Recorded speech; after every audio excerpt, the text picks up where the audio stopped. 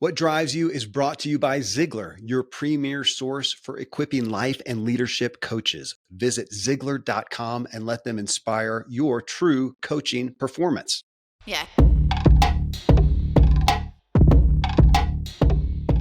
Welcome to What Drives You. I'm Kevin Miller, your host and guide to help you master your inner drive so you can live a driven, inspired, and peaceful life that sees you driving further and enjoying the ride. This is a What Drives Your Health episode.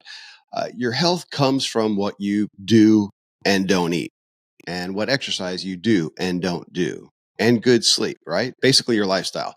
Add to that your genetics, and we've got it pretty much covered, right? Well, what about your thinking? Not your mental state necessarily, but your actual thinking. Can you think yourself healthy or unhealthy? So I'm with my friend, Randy James, medical doctor and functional medicine expert. And he and I have been studying this concept for a long time. A book we read cites a study where people worked out their biceps, right, with dumbbells, lifting weights. But half of the test subjects were tasked with just thinking about growing their biceps. The first group using dumbbells grew their biceps. They measured bigger, literally. The second group, who just thought about it, also got bigger biceps. Not as much as the actual dumbbell lifters, but take the measuring tape and check it out. Sure enough, they got bigger biceps just from thinking about it.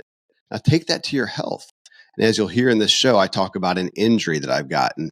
The most mental input I'm giving it is negative. I'm thinking about what's wrong, what it won't do, about the pain and the lack. And according to this study, though, I could be helping heal it with my thoughts. And currently, I'm making it worse. Conversely, I often think about myself as somebody who does not get sick. Well, how much does that add in to me not often or as often getting sick?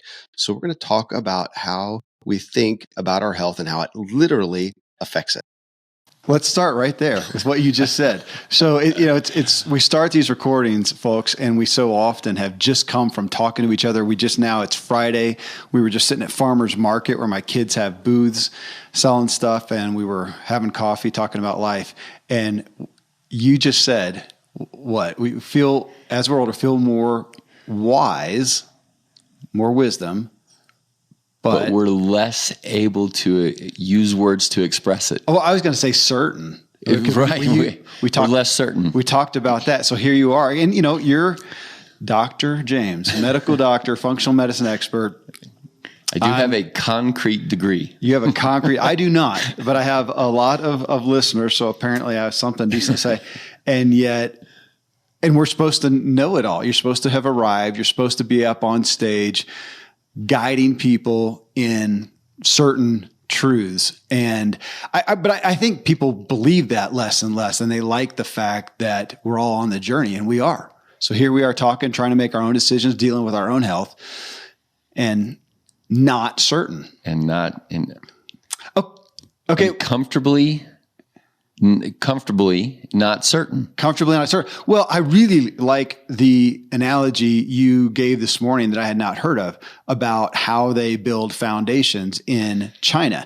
If you'd asked me, or Japan, where they have, or California, where they have earthquakes, and I would have said, oh my gosh, they must go much deeper and much more solid. You would have thought, go to bedrock and really anchor it in, and that's go a mile down in and beyond solid. So when we were living off base, and we would walk around, and this is pre-kids, and we're exploring another culture, and we live in an off-base house, and it was a newer neighborhood, and so there was houses being built in our little neighborhood.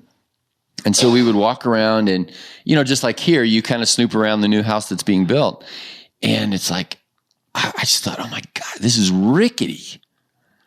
And that's exactly what it was. It's sort of like, and you can hear the classic, and you see the quote unquote shanty towns of whatever back in the old Tokyo or whatever, and you would look at, and the typical elitist thought process is, oh, ours is so much more solid.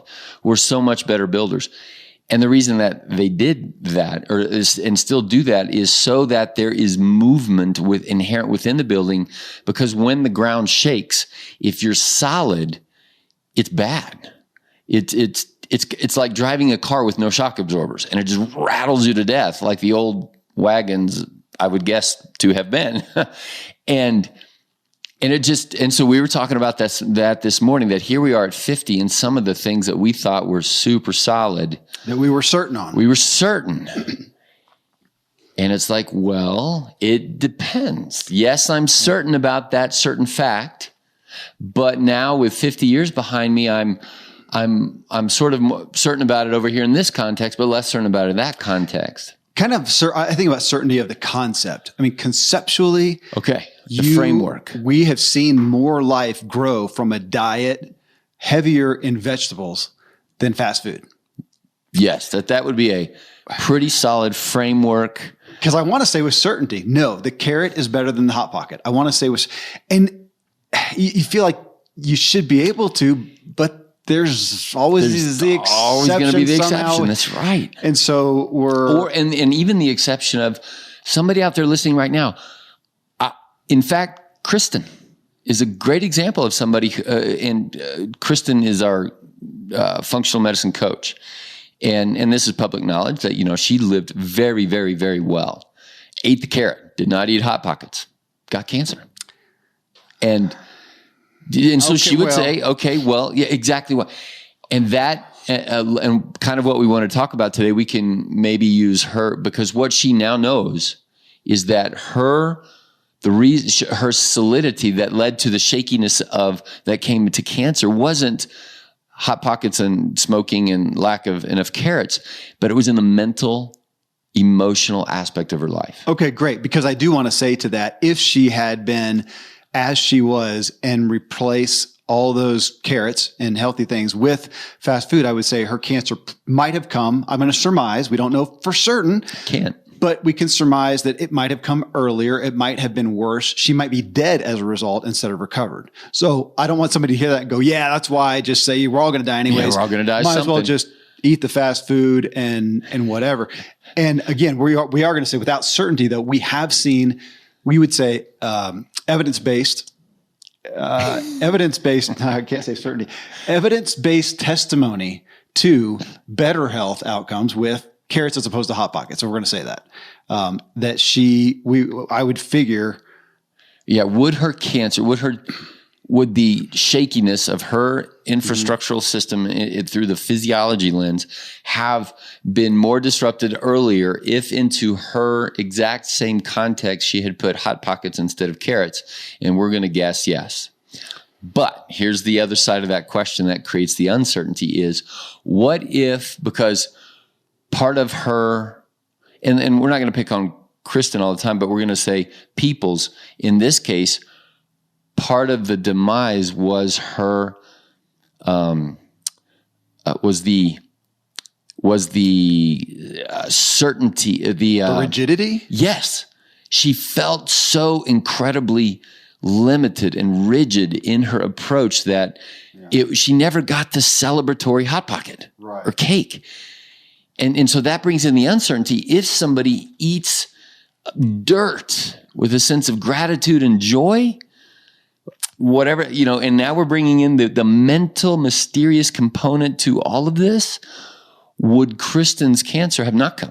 Well, and there you're back. It reminds me of back in the, traditional church days of carrying your religion or your belief as a burden or as a gift. Do you do that? Yeah. We saw how many people are out there damaged by people who were, staunch Christians or whatever religion, and they carried it like a burden and hellfire and brimstone, and they had a crappy life and they gave crap to other people through their lives, as opposed to somebody over here. And I think that's a lot of times why religion's had a hard hit, because you have somebody over here who denies religion and is kind and peaceful, and you want to go with that. Obviously, they're not exclusive, to each other, but that's what we're getting to.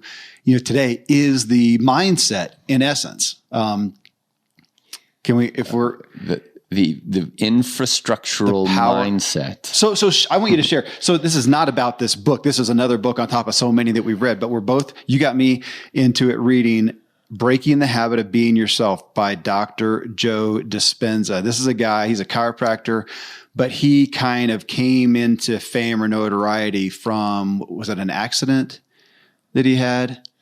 I'm not really exactly sure. He had some accident, totally, like so many doctors, totally wrecked him.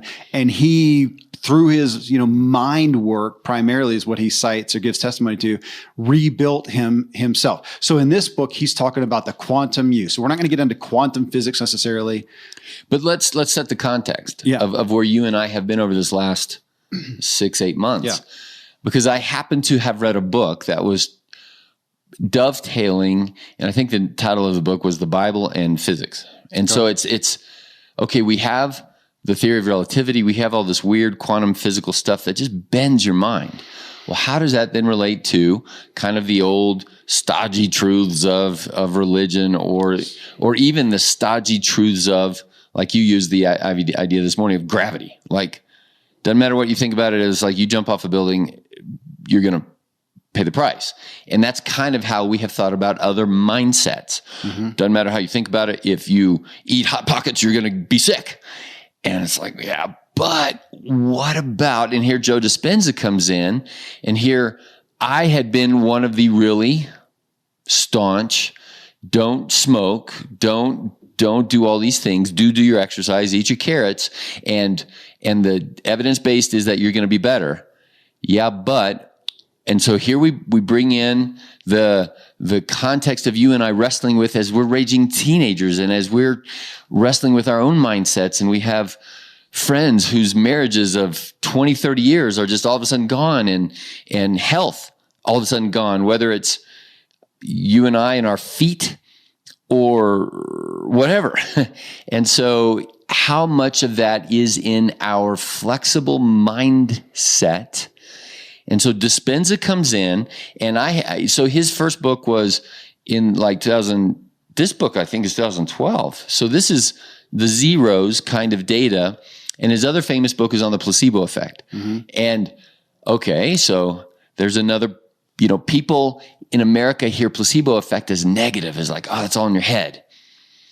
And then we're saying, well, what if you just flip that and say, even if you just imagine yourself as fill in the blank, as having a better marriage, as losing weight, as feeling better in your feet, how much of an impact does that actually have on the raw physiology of your feet? Because it is all in your head, and that's what's frustrating. I don't want that. I want certainty. I want black and white. I want a reality that is truly reality. And yet we're not allowed that, because the same thing, the same event, we can be driving in a car, you and I, and the same event happen. And to me, it's tragic, and it wrecks me, PTSD. And to you, it's an epiphany, and it's something you look back on and say, that was great.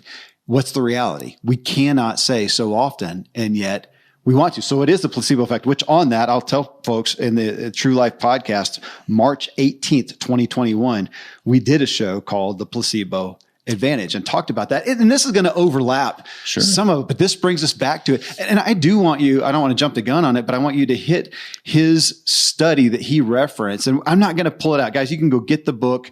This is a conceptual show if you want the details, but he talks. Because our infrastructure on this show is to wrestle with these words on the concept. Yes. And so philosophy even of health and wellness. So I was gifted the book, right? So I wouldn't have gone and bought it, but it was gifted to me, and kind of somebody said, you should read this. So I'm like, okay. Well, and I got it because you did, and it was on the heels of my dad saying, yeah, I'm reading this guy. Right. So there's these convergence, just like when I see people that I respect that are impacted. I see repetition of a book, a person, whatever, I'm going to check it out. Yeah. Okay. And so me too. And I had just read this other physics book, and there had been some other things, and you and I had been talking about this. And so reading the book, and I'm like, I'm uncomfortable. And it's kind of like, oh gosh, I don't want to go this way, because like you just said, I want the rules. It's like our buddy Scott said, this jacks up my dogma. And in fact, we can refer to that where it's to say at a high view of Christian theology, there was the Old Testament, and that's exactly what the Pharisees did. Just give us the rules. Yeah. And we can do it. That's been my life. Jesus comes along and he says, it's just not that's not it. And our friend Scott said, Jesus just jacks up my dogma. Yeah. We want dogma. Do this and you'll be fine. Do this and you'll be rich. Do this and you'll be healthy. so I can get up today, control my you life, are and expect now the outcome. in control. And I'm not independent. I don't want to be dependent on God. I just want to know the rules. Let me do it. I'm good. That's right. Okay, so you and I grew up kind of in that black-white-ish religion, and here we are. We're raising teenagers. We're in a culture our culture's gone fluid, even with gender, even with It's a how to run a dogma business. jacking culture. Yeah, that's right, and it's very, very uncomfortable. Okay, so we're wrestling with this in our own hearts and walking with kids, and over here in medicine and in business, it's like, okay, so then the book comes along and we're both reading it. And the first chapter of the book is Joe Dispenza saying, okay, well, look, if physics is this way, and I had just read this book on the theory of relativity and all this stuff, and it's like, all right, can't argue with that. 100 years of Einstein, it's not the theory of relativity, it's the law, right? It's just that it just is shy of becoming a law because of that last little itty bitty piece of the mystery of the fourth dimension, of whatever you want to call it. And so we have philosophers wrestling with this over here. And Dispenza says, okay, well, don't get lost in that. Mm-hmm. Here's the fuzzy science. If that's then true, which it is, because we went to the moon and back on that 60 years ago or whatever. Okay. Now, what if your mind has an impact on how your foot feels? Or your heart feels, or your belly feels, or anything, or your blood pressure. Take a deep breath, and you're like, all right, well, and so to prove that, and down in his book, The Placebo, there's the study after study after study of the impact of the mind forward on your body, or in reverse, in perception of whatever the body is feeling. Mm-hmm. Okay, so then let's refer to that study because it's just mind-blowing to say, all right. It's ridiculous. It's ridiculous. It shouldn't be true any more so than the theory, than the fact that time will contract if you go fast enough. Okay. That shouldn't be true. In our economy, in Randy and Kevin's white American, traditional middle Christian, class, whatever you want to say, right. In our economy, I think, come on, no. Now to somebody else in what we would call, the woo-woo Far East or something like that, they may go, well, duh. I mean, okay. So maybe so. We don't, right. So here we are in our economy, and here's the study is like, imagine there's 100 Kevin Millers over here doing in group A and another one in group B and another one in group C. So the Kevin Millers over here in group A, they don't do anything. It's you over the next 6 months doing the exact same thing. Yeah. And in group B, Kevin Miller gets whatever we use over here, a 30-pound dumbbell. Yeah. And every day you do curls to the point of failure. Resistance training and yeah. That's right. Okay, so I'm going to, and I get that. That's black and white. That's black and white. I'm going to break down the muscle. I'm going to go to failure, break it down, tear it down. It's going to let it rest. Build back. You let it rest. It's going to build back up a little bigger in accordance to the food that I eat. Maybe in accordance to raw physics. Yes. Right. Yes. Math. I want math. 1 + 1 = you work out, you eat, the muscle grows back bigger, and then down the road, I've got a bigger bicep. Okay. We need to do a whole nother show on math because we have to say simple math. Right. Not theoretical math. That's the only math I know is simple. So when I say math, it by proxy means addition. Simple math. Yes. That's right. Yes. Okay, that's right. Rudimentary, kindergarten. Rudimentary math, lift a weight. It's going to do something to your muscle that we can measure. Yes. Group C. Understand. We can measure, understand, makes sense. And group C is Kevin Miller, who with intentionality and with true effort thinks about lifting that weight and goes through the motion, feels the contraction and not does it. See, you and I are sitting here putting our arms up and down. Immobily thinking about it only with your brain, with your arms at your side. Envisioning my bicep being bigger. I'm envisioning it being tighter against my t-shirt. Imagining the potential that's in your muscles. Yeah. And we don't like these words. Okay, 6 months later, Group A, and now this is a real experiment. Group A, who didn't do anything, is their muscle measurement any bigger? No. We expect that. Group B, is their muscle bigger? They lifted weights, ate food, rested. Did all the right things. Is their muscle bigger? Can we hold up our muscle and is it bigger? Measure the body. Yes. It's an inch bigger. Yeah. Group C, is their muscle bigger? Doggone it, yes. And doggone it, not as big as group B. And it was something like group B, who literally worked out, did what we expect, was a 35% improvement. I didn't put the numbers down. Well, let's call group A 0 because there was no change. Group B, call that 1.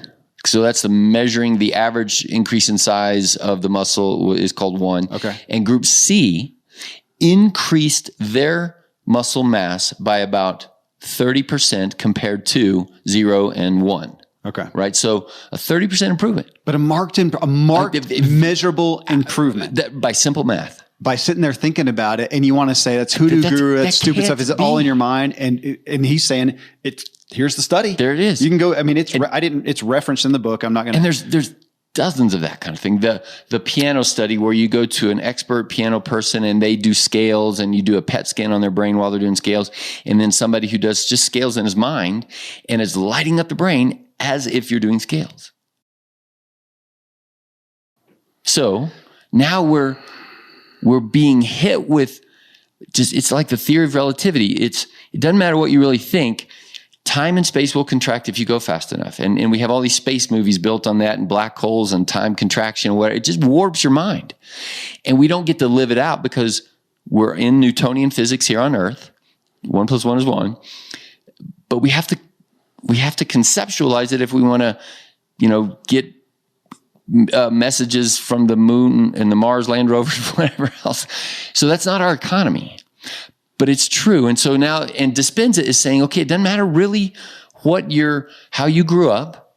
Doesn't matter whether you grew up in America or in India or wherever. Here are some facts. And so Kevin Miller, Randy James, how's this going to impact the way you choose to live in the future? And what we say, we literally went through the tenets, I'm going to call them, of functional medicine, which we called input, output, recovery, and relationships. Now, that's because we broadened out a little bit on functional medicine, which, you're an expert in, which has that as what they just eat, sleep, or nutrition, exercise, sleep, and in mind, body. Is that right? Sort of ish, right? Like, but they do break it out into 4 parts there.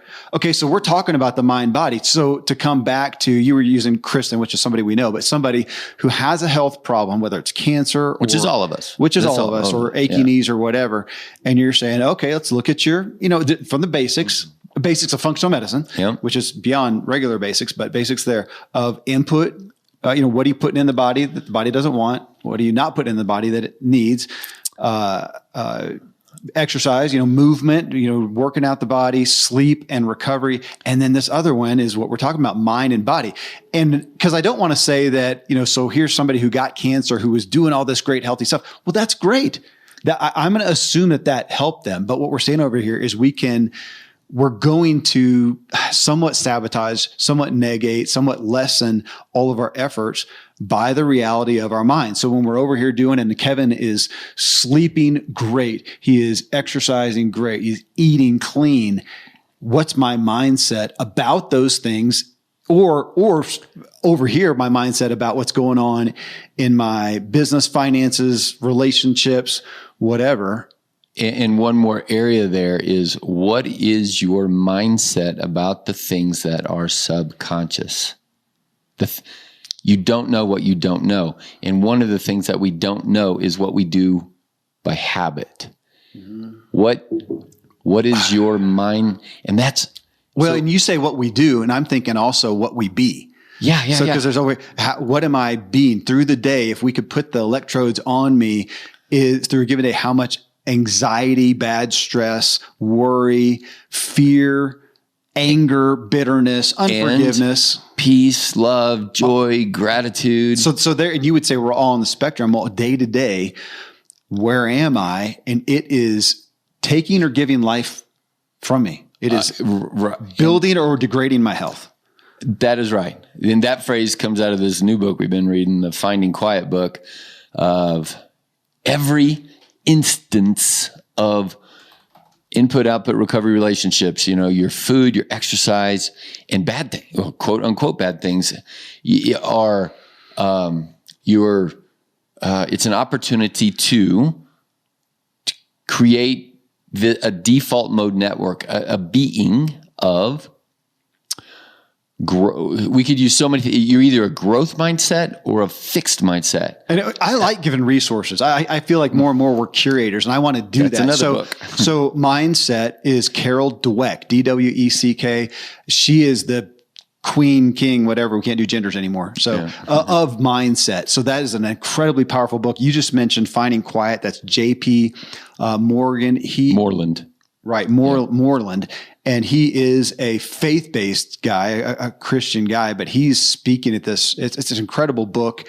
And I don't want to forget heart math out of that, but okay. Mindset is what you're talking about. Right. So that you were mentioning, what's your relationship with life over here? I was going to say that's really, and that feels so huge, but we're talking about life. And back to your thing, we're saying, aside from all these healthy things that we're going to lay out as hopeful pillars, I love the pillars. What are the pillars of health? And we're going to say, well, of course, vegetables are good, and fast food has been shown to generally, not be, but overall that we're saying one of the bigger factors is how do you feel about life? And that is so daunting because it's how do you feel about your carrots or your Hot Pockets? Yeah. And so the word that I've been using in the clinic is trying to, look somebody in the eye and say, what is your relationship with XYZ? Wine. Okay. Fast. Okay, Kevin, what's your relationship with fasting? Oh, there you go. Okay, you just gave it to us. I did. It's okay, what's your relationship with meditation? Same thing. Yeah. What's your relationship with your bike? Awesome. That is my lover. Okay. Yeah. And it would take you journal upon journal pages to flesh that out. Yeah. So your mind is doing something in the background there, right? In a fluid, we wouldn't look at you and say, oh, shame on you for loving your bike like that. That is an idol. You bad person, you need to no biking on Sundays. And I grew up with, we don't do something on Sundays. Right. And remember the book, Chariots of Fire. Yeah. I hate that line. Boys, we don't play football on Sundays. Yeah. And it's like, it's crushing. Yeah. Yeah.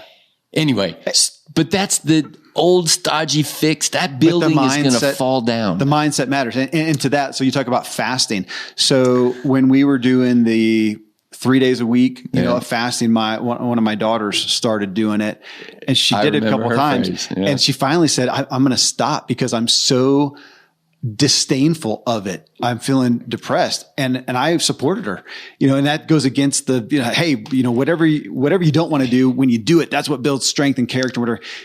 Maybe so. I mean, if you're on the battlefield or the sports field or whatever. There's a time and a place for rules. There could be a time and a place for everything, but that is significant when people look at, and let's take health and wellness captive. And we did a show. I'll try to see if I can find when we did it. And we said, how do you feel about your health and wellness? Do you have negative feelings or positive feelings?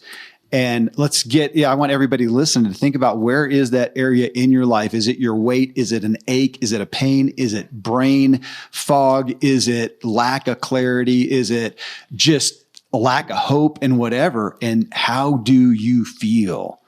And I would say too, so there's going to be a group of people, you listed negative words, but okay. And I don't feel any of those things, but to me and you, I would say, well, I want to feel more peace.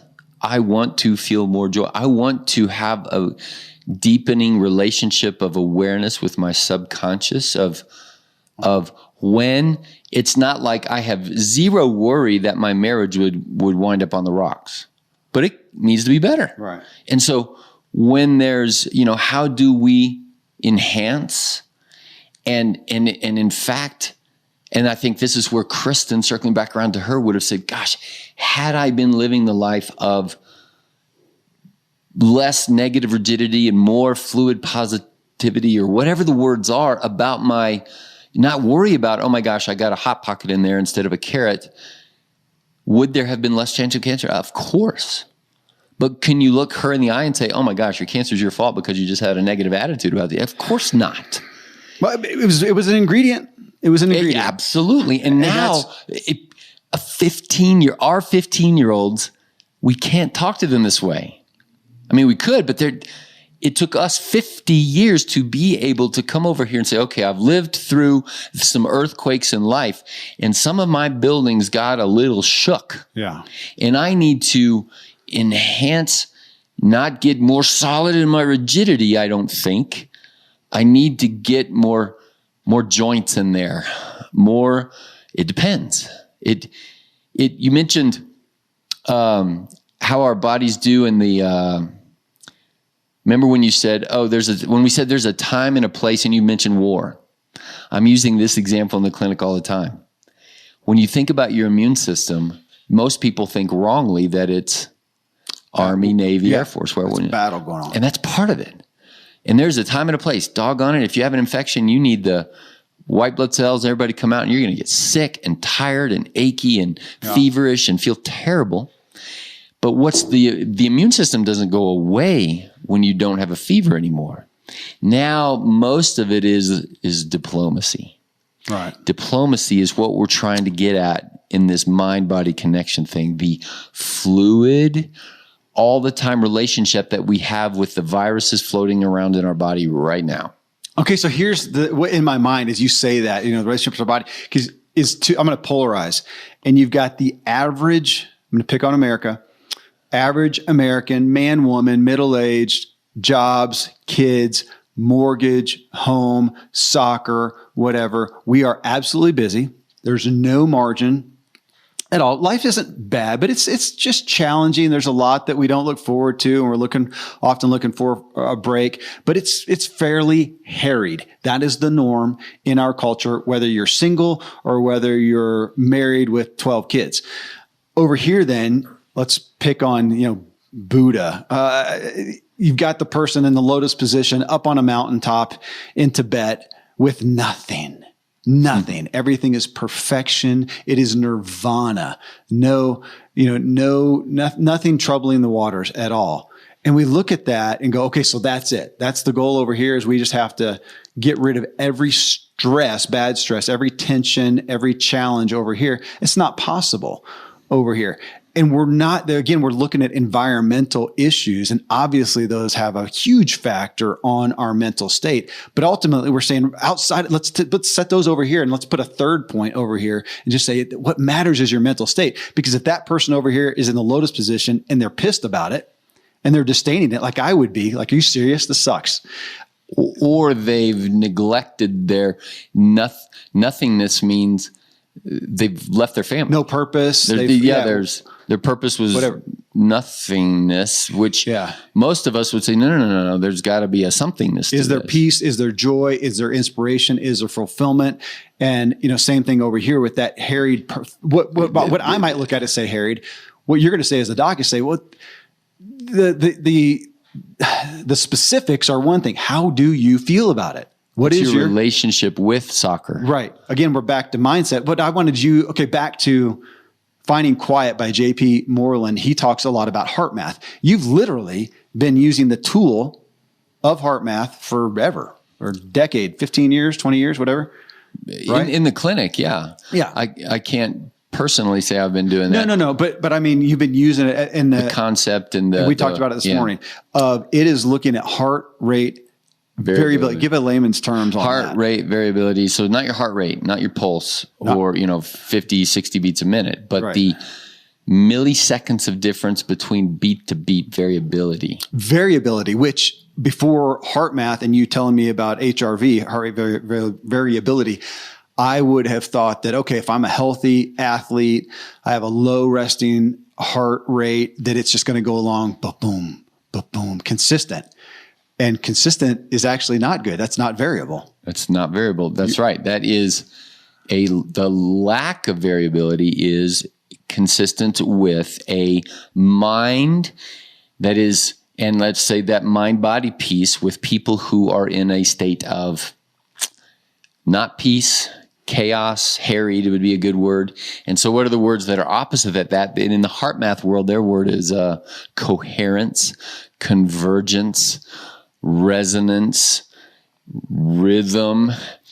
And in our traditions of growing up in a kind of traditional Christian conservative, whatever kind of a place. We didn't speak those words. We kind of said, get your work done. Hey, good job. You got an A on the test. Really proud of you. Great job on your, sports. And, hey, go to bed on time. Here's your curfew. Don't drink, don't smoke. And if you're griping, be positive. Right. Like, let's not, if you don't have something good, don't say it. And of course, and all that's good, but there's a missing piece here. Like there was sort of a movement of the third way, right? Like, let's not be polarized. And that's kind of where we're getting to is this, we're all on the spectrum of everything all the time. And so in the heart math, that idea of, okay, I am a dad. I can't leave my kids. I am married. I can't leave my wife. I do have to take a kid to soccer. I do have to do all these things, but it's my mind that's in there. And so as I'm doing these things, I can think about it harriedly, and my heart rate variability will drop. And now it's kind of like you're not flexible. You're stilted in your 60 beats a minute, and you can't get out of it because you're harried. Or I can be driving my kid to soccer and be thinking positively about it, and I'm enjoying the view or the trees or time with my kid in the car or whatever. And that heart rate variability will go up. Mm-hmm. And here's the cool thing. And here's what Joe Dispenza kind of said is, it's more tangible than you think. It's not as quantum or relative as you think. You can train it. Now, the training mechanism is not lifting up a concrete barbell and doing this, but we're back to that thing with your mind and your muscle. Yeah. You can train your mind to impact your body.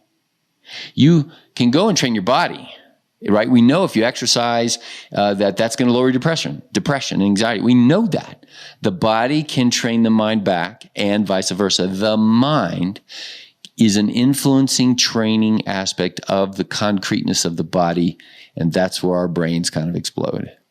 We did a show, do you have negative feelings about your wellness? And that came to light because you have plenty of people who come in here as patients, come into the practice, this office, and they are burnt. They're exasperated. They're frustrated. They've been doing all this stupid, healthy stuff. Nothing's working. Nothing's working. It does not work. And there's your place to start on how you feel about it. And to what you said, so if I'm going along, so right now I have been struggling with plantar fasciitis. I switched shoes. I think that's where it came from, and gave myself plantar fasciitis, which I'm frustrated to even admit, because we did a show recently on how to run and talked about minimalist running. And, but I did some shoe switching and even started running with my kids, kind of switched my gait. And I think I gave myself plantar fasciitis. So I'm dealing with that. So I have an injury. I have something that my nerves down there are telling me something's not right. It's not acute right now, but something's not right.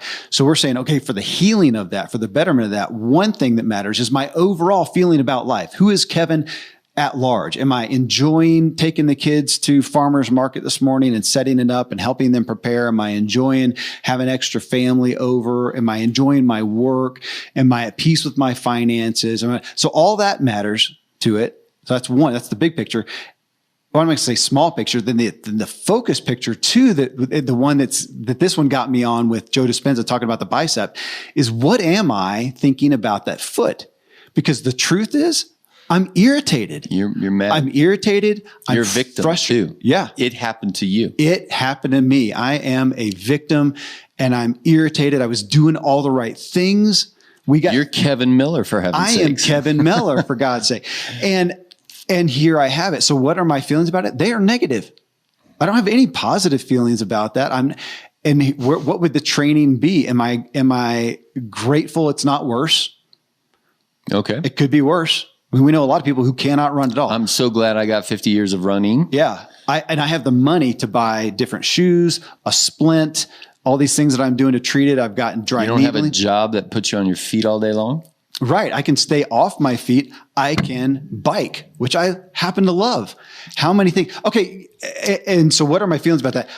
I'd be remiss if I didn't bring up, because we talked about it this morning. So I had Shaunti Feldhahn, who you know, Shaunti, Shaunti, and then Feldhahn is Feldhahn.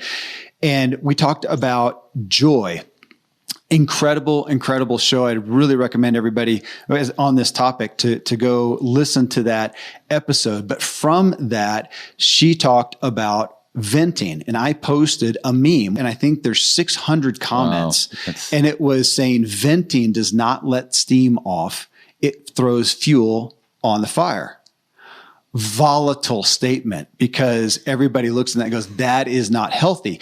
They say that because the understanding we have in our culture is the opposite of that is stuffing.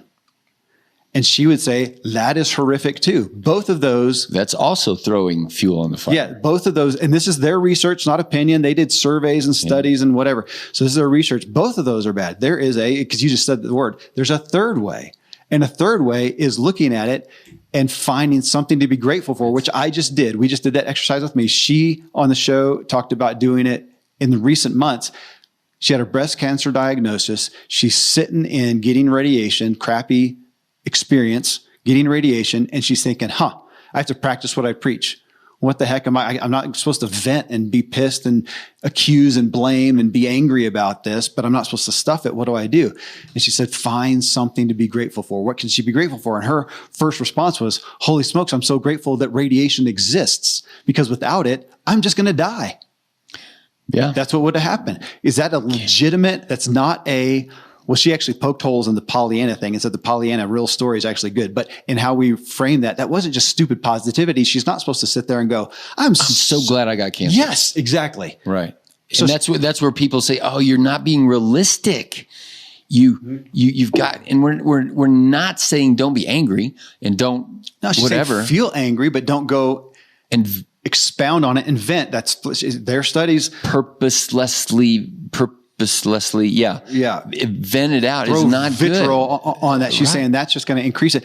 Over here, don't stuff it. And that's me. Right. I'm a stuffer. That's what I would do. Stuff, and I've proven to myself that doesn't work either. But it's come over here. Admit it. Man, I'm disappointed I have cancer. I would rather not have cancer. I do. Can't control it. I'm not God. But I'm so glad there's chemo radiation surgery. I'm so glad. There's a fighting chance here of doing something. She could say, she went further. She could say, I'm glad I'm self-employed.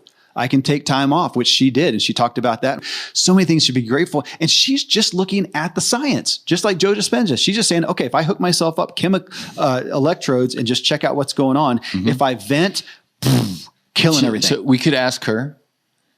She answered the question, Shanti, what is your right now relationship with cancer? Right. And she would have said, oh, well, let me just say, yeah, I hate the thing. I'm disappointed. I'm so broken about this and my kids and my whatever. Maybe even ashamed somewhat. Yeah, I would be ashamed. We've talked about what if Randy James gets cancer, and I would wrestle with some of those feelings, and that would be my relationship. But I don't stuff and don't vent constructively. Now we're back in the mind. God has given us this gift of freedom. The power of choosing how to think, which we can prepare for now. We can exercise that. In fact, we should be doing that and not waiting for the cancer the foot problem. That's exactly where I was going. If I just assumed, this sounds so pessimistic, but it would be arrogant for me not to think that in the next week of me driving on American roads, the possibility is not there for me to be in a horrific car accident that I can't control. That's right. That absolutely would be unwise. Is possible. That could cripple me. That could kill me. What can I do right now? I shouldn't be in fear of that. Right now, my first thought, Randy, was, I'm glad I got life insurance. My family would not be destitute. That's right. I'm grateful for that. I'm grateful for the love, and I don't have a lot of regrets with my family. I mean, I could start. You and I could also say we're self-employed. Yeah, we've got disability insurance. Well, you mentioned Hal Elrod. So I've had Hal Elrod on a show before. He wrote the Miracle Morning book that sells one of the best-selling self-published books of all time, I think, that now is traditionally published. But he has a story in there where he was in a car accident. I think it might have even been a drunk driver. Somebody came over in the lane, hit him, broke his back. He wakes up. He's in the hospital. Doctor says, you're never going to walk again. And the long story short, he so quickly reacted so positively that they were concerned talked to his parents and said, I think he's loopy. Yeah, he was only 20 years old. Psychotic, because he's dealing with it. And his dad talked to him, and he went back, and this is more in the story of the Miracle Morning. He talks about, actually, no, it was in his latter book, The Miracle Equation. And he talked about, he said, I have been training myself for years to have a positive outlook, to look at gratitude. And he actually even cited an exercise where he got from somebody else and said, when something bad happens, I give myself 5 minutes. 5 minutes to have a tantrum, moan and gripe and have a tantrum. And then I can't change the thing that happens. So why not be happy? And he talks about that. He did it so long that he finally, an event happened and he started to, and he said, well, why even take 5 minutes? 5 minutes? How about 20 seconds, whatever. So he did this leading up to, back to your thing of practicing that. So now he has a car wreck. They say your back's broken, and he's trained himself. He's created the groove, as you would say, in his brain, the habit. And he goes, well, that's terrible. And my gosh, I don't know. He may have screamed and moaned and yelled and why God me for a minute, a day, I don't know, but pretty quickly enough to freak everybody out. It's like, okay, well, let's see, I can still type. Somebody bring me a computer and let's just keep rolling. Are you kidding me? And we look at that as that's that's Pollyanna. That's right. Not, it's a story. Yeah. That's what we see in the movies and in the books and whatever, or that's to that guy. And you and I are saying, no, let's wrestle with this in our lives right now. If this is true, if physics is physics and all of that, how do we every day be becoming Randy and Kevin that's more likely to react in a better way? Yeah. Resilient, capable, loving, kind, gracious way to whatever might come. The words that I'm saying to myself, that I am more resilient than I would have been at 25 to 35, when theoretically it's like those were the days of you and I take on the world, we can handle anything. Right. And, let's go get another business, another degree, another trophy, another whatever. Say yes to everything. Say yes to everything. And I want to experience everything. And that wasn't wrong or whatever, but now here we are in culture, we're 50 and we're seeing our culture struggle. Okay, you went to the culture. I thought you were saying I'm 50 and I'm seeing myself struggle. And that too. Finding these there areas. There is plantar fasciitis and my skin does look too old. But from a mental aspect, the certainty and the holding on and the absolutes and the whatever, and I'm finding myself, I'm tired of holding on to those when they're not.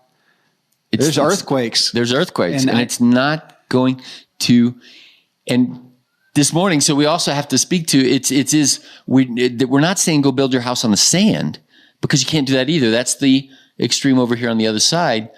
But I have a great analogy. I was going to say it earlier, but so I built my house.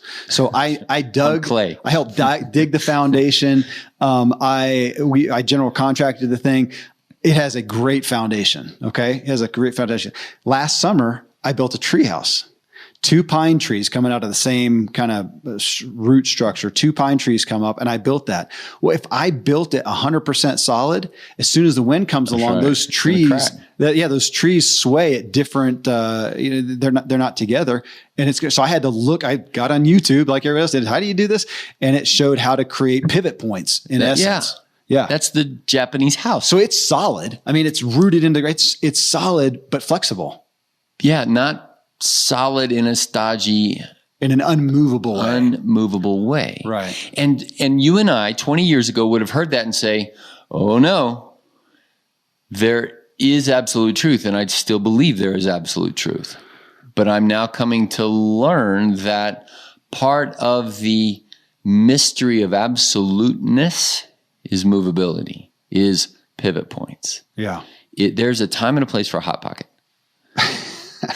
Now I was going to have a donut thing over at Farmer's Market this morning with coffee. I forgot. We would have shamed you to no end. I was okay with it. But there's also, like in a marriage, I don't believe there's a pivot point of it's okay to have an affair. Like there's gravity still exists. But even that, you say that, and I don't want to go extreme, but we do based on our values.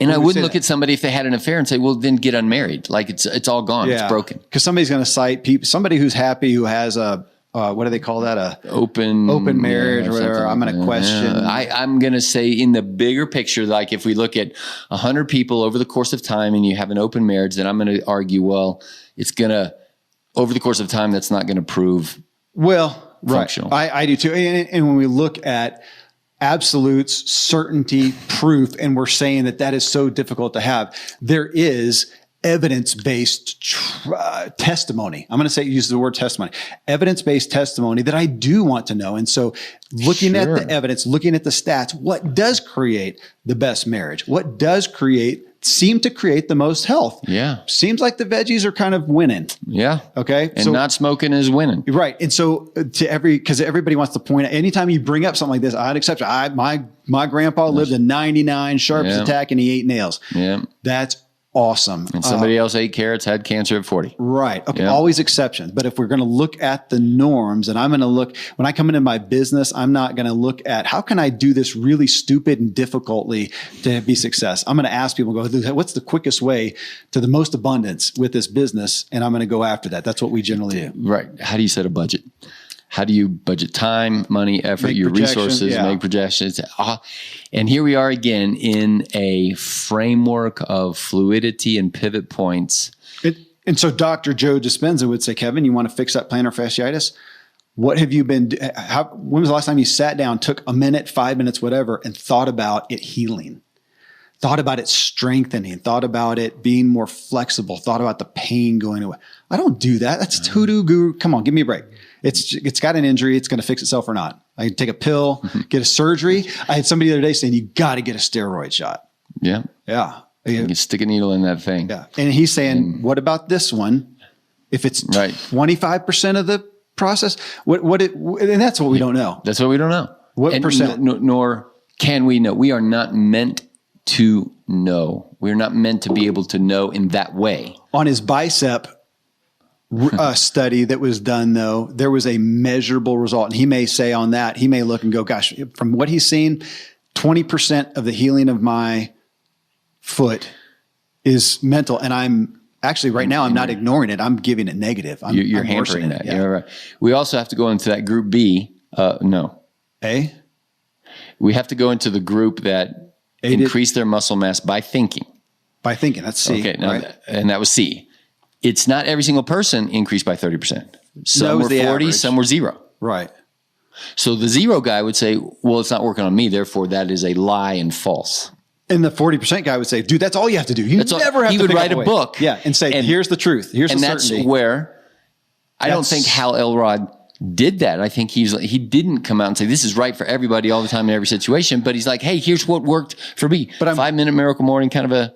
But I am glad you said that. Because that is, as I look at the huge the bookshelf, so many of the books we need to watch out for because it is somebody who had an experience. It could be an exception, and they're going to, not wrongly, but they should with grace. That's what we're saying is books that are in the middle don't sell. Well, even like with Hal, it's funny because I pick on him and Robin Sharma a lot. Robin Sharma wrote the 5 a.m. Club. Hal is the Miracle Morning. And they're both kind of get up at 5. You have your hour. Robin says you work out within 20 minutes to get your BDNF. Going, your brain, you do all these, and they have these things. And I did a show not long ago and I said, you know what? That's great. The point is just to do that stuff. And if your life and whatever, and you don't do those things until 5 p.m. or you do them 5 a.m. after staying up all night because you're an artist or you work in a factory, whatever. Now, norms, are we seeing the best results from 5 a.m. in their structure? Sure. But don't get stuck in their things as well. If it works for you, I don't work out till 10 or 11 o'clock most every day. That's just what works for me. Honestly, it's because that's when it's warmer up here in the high mountains. So that's when I do it, and I'm self-employed, so I can do that. The point is just to do that. So for us we so want to even look at these books and these influencers and hear their testimony and go, okay, that's the truth. That's how to do a great morning. That it's a really good way. Maybe it's the best. It's not the only. Right. It gets, and I have, in fact, weekly have patients and one woman said it the other day after, and she was a prospective client. And somewhere in the midst of her statement, she said, I'm so tired of fighting. I just want you to fix me. Mm-hmm. Meaning, good luck with that. Give me the law that I can obey, and you're going to guarantee that I feel better. And people don't want to buy a product where I say, well, that depends. And so I'm very careful to say, you have to understand, I'm not guaranteeing anything other than words and information and relationship to help you get from here You don't to even there. know this. You're saying that. So we're recording this. Does everybody need nutritional supplements, doctors? And you said, well, it depends. Which that's not what people want to hear. They want to hear, yes, this is the milligrams, and you'll be good. And we'll guarantee. But younger, smarter, better, faster. But you are going to give norms. You're going to say, your history has shown an improvement with patients as one of the ingredients is nutritional supplements and vitamin D. Yeah, you generally are going to look in this arena. So there are some evidence-based testimonies that we can't say are proof, certainty, or absolute, but yes. And I would even say you're doing a double, I forgot what that word is, but evidence-based means testimony, right? Like it is evidence. Okay. The evidence or the testimony sheds that if you generally eat more carrots than Hot Pockets, you're generally going to be... I was trying to say something besides like evidence-based proof, which is what came to mind. I can't say... It is the phrase evidence-based. Now the jargon out there, if you say evidence-based, kind of what people hear is the science is settled. ABC equals whatever. And that's what I call the shackle of the randomized controlled trial. If the randomized controlled trial is the best way to procure evidence for the way to eat, think, live, breathe, and take this pill and how many milligrams and what to do for cancer, then the norms are over the course of time, and we have a $4 trillion system that's, to Shanti Feldhahn says, here's what you do with cancer. And there's great goodness in that. And it doesn't work for everybody. Mm-hmm. And so then you can't wear the shackle of evidence-based when it comes to Hot Pockets and carrots, or the way to run a business, or the way to run a marriage, or the way to run your mind-body connection. Because now everybody wants to say, and I was, screaming at Einstein himself, show me the proof. And of course, he tried to. And it's pages and pages of math that you and I can't even begin to understand. And he spent the next part of his career, do you know what after World War II, and now it's called the unified theory, like people trying to unify the theory of the four energies, gravity being one. Now it's space-time. It used to be, space was one, time was one. Now we know space-time is the same thing. Yeah. And then there's,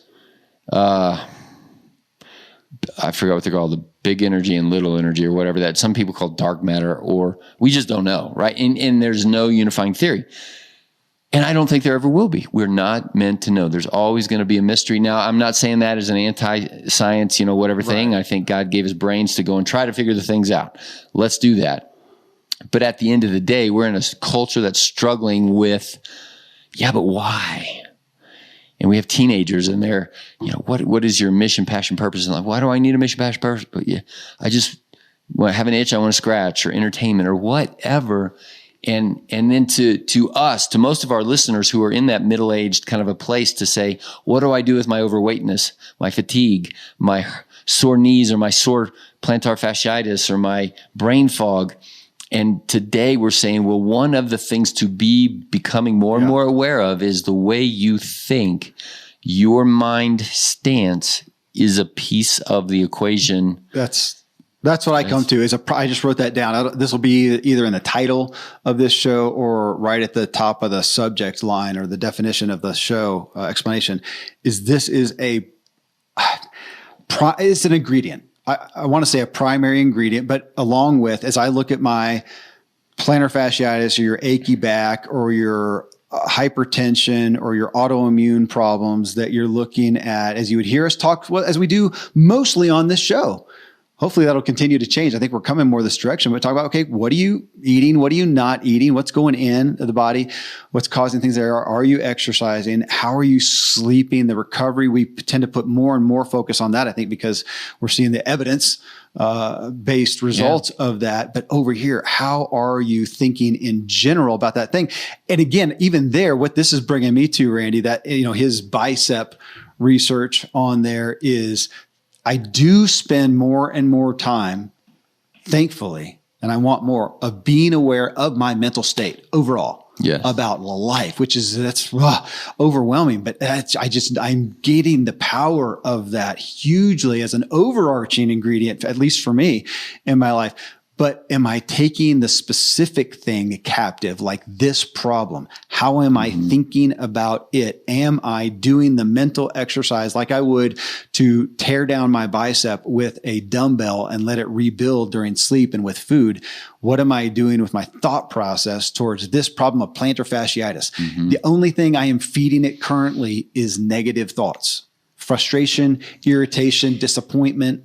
And we live in a culture, a medical worldview of, and I'm eager for my medical and dental school buddies to actually hear this show and think about it, because they are in the dentistry world. When you have infection, when you have caries, when you have then thank God for dentistry. Tooth pain is one of the most exquisite ones, and I want it stopped now. Right? Like when you're in the middle of torture, and I'm going to that because you're way up high. When you get to that level of pain, you go to the dentist, and it's like Shanti, you go get your radiation. You go to the dentist, and my other friend is a colorectal surgeon, and you have cancer down there, you cut the thing out. And that's mostly what those guys do. Well, in dentists, I don't know if an overall profession or just from a medical profession, have one of the highest suicide rates, is what I've been led to believe, dentists, because it is such a general, again, this is something I read, such a negative environment generally. Nobody wants to go to the dentist. Right. Kids hate it. They're screaming, they're crying. It hurts like a son of a, I'd rather break my arm than go get, a tooth. I don't know if that is that not a fair statement? Right. I don't know if that's true anymore, because they are so good with pain control. Okay. Good with. Maybe so. But I was thinking, as you talked about that, I was thinking, sort of the negativity of the office. But I'm thinking shame on me for having a tooth problem and being so pissed that I have to go see the dentist. I mean, you can hear it. Yeah. I got to go see the stupid dentist today because of a stupid thing. And I'm just sticking a fork in my eye. Why am I doing it? Instead of going, man, I've got a pain in here. I'm so grateful that there's a dentist nearby. There's multiple ones I can pick from. I can afford it, or I have an insurance, or somebody will help me, or I have a credit card, or I have whatever. And then I'm going to be able to go get this addressed. Out of pain. Yeah. If I was in the bush in Africa, it might kill me. You would take a pair of pliers to it. Oh my gosh. And that's not Pollyanna. That is literal ability that there are so many things that we can have gratitude for. We can change the mindset and get positivity instead of negativity. And what you were trying to do a summary statement, and I diverged this back over here to in my world, in the MD world, where everything is built on treat the pathology, the measurable pathology. Right. We're admittedly saying, let's go way, way upstream before somebody has colon cancer, before somebody needs a root canal, but how the day in and day out, Monday through Friday, how am I thinking about my teeth, right? Like I brush my teeth. But have I ever thought about the oral microbiome and the incredible complexity of what's going on in the mouth? And I'm not, trying to get weird here, but in a sense we are getting weird about, I'm going to endeavor now, when I'm brushing my teeth for a minute, I'm going to have some gratitude for a toothbrush, and gratitude that I don't have to go to the dentist today, and think about my teeth and whatever the mind-tooth connection is, which I'm sure that we just don't have enough science to understand the nuance of what's going on there. Yeah. We do. Now we know about the mind-heart connection. We've got measurables there. We've got mind-gut connection. But that means I have to think that there's a mind-tooth connection that we just don't know about yet. Yeah. In fact, why is it so innervated? If it's a hard surface, why does it need all those nerves to chew? That's a question. Well, anyway, I just went down my own rabbit hole in my own mind there. Thank God for an insurance system and a system where with acute infection and acute trauma, we've got some really awesome system to help. But what's going on in everybody's mind right now as they drive to work is, I don't like my job, or my car's breaking down, or my kid won't behave or whatever. And that's where the power of the mind and how you choose to think about it. It is. And you hit me a second ago trying to make a summary statement. But as you're saying that, one of the things that I don't want to leave out is just the aspect of expectation. And you and I have talked about that. We are guys who don't get sick often. Now, I got COVID and had a hard time with it, but just the general scope of life. And again, as I see humanity, see our friends, see our family, I just realize, gosh, I don't tend to get sick as often as the norm or not as bad as the norm. Is that, and I want to attribute that to because, I eat this way, I exercise this way, I sleep this way. And you and I have surmised how much of that is a reality of we just don't expect to get sick. And I think Joe Dispenza would say that's a huge ingredient that is helping your body fight off, regulate whatever, right, and not get sick. And it reminds me, Henry Ford is famous for whether you think you can or think you can't, either way, you're right. I don't want that. I want there to be a reality and I want there to be an absolute right, an absolute wrong. And it just is. And he's saying, no, you kind of create that reality. I'm helping create. Yeah. You're not the only creator. Right. I'm helping influence. You have a creative influence. Okay. On my health and wellness by how I think about it. Absolutely. All right, friends, I hope this has you really thinking about how you're thinking about your health and how it's affecting it positively and negatively. My co-host again, Dr. Randy James, you can connect with him as more and more of you continue to do at truelifemedicine.com. And as always, folks, if you got value, we would love the gift of your rating or review. You can rate it in Spotify. You can rate and give us a review in Apple. You can subscribe on YouTube to watch the full episodes at kevinmiller.co and any social media where we're putting a lot of clips of the highlights of a lot of these shows. You can find me also at kevinmiller.co. And if you want to learn how to master your own inner drive, check out my book, What Drives You, on Amazon. Until next time, stay driven. Yeah.